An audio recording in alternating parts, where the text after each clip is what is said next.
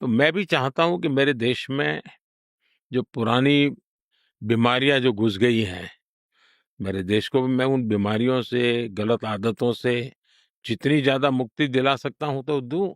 अब जैसे मेरे यहाँ मैंने देखा 2014 में आने के बाद, हमारी कोई इतनी कोई ग्लोबल लेवल पे चर्चा नहीं है, जितनी राष्ट्रपति ट्रम्प और डोज की चर्चा है। लेकिन मैं उदाहरण दूँ तो आपको ध्यान में आएगा कि कैसे काम हुआ है।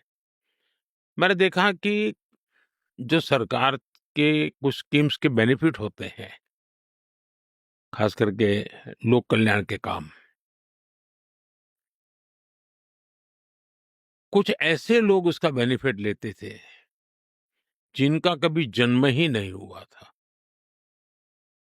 लेकिन गोष्ठ नाम, शादी हो जाती है, विधवा हो जाते हैं, पेंशन मिलना शुरू हो जाता है, हैंडीकैप हो जाते हैं, पेंशन मिलना।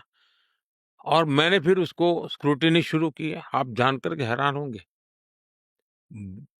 100 मिलियन लोग, 10 करोड़ लोग, 10 करोड़ ऐसे नाम, फेक नाम, डुप्लीकेट नाम, उनको मैंने व्यवस्था से बाहर निकाला। और उसके कारण जो पैसों की बचत हुई, फिर मैंने डायरेक्ट बेनिफिट ट्रांसफर शुरू किया।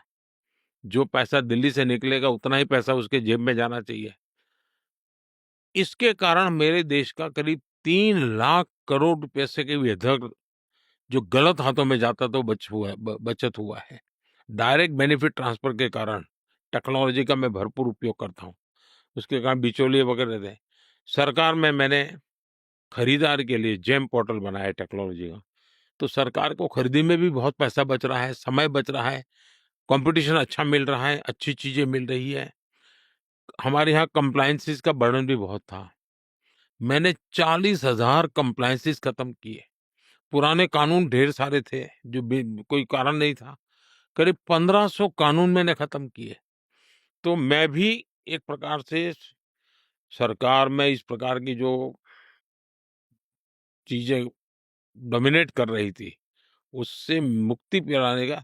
तो ये चीजें ऐसी हैं जो डोज का जो काम है, तो स्वाभाविक है ऐसी चीजों को चर्चा होना बहुत स्वाभाविक होता है।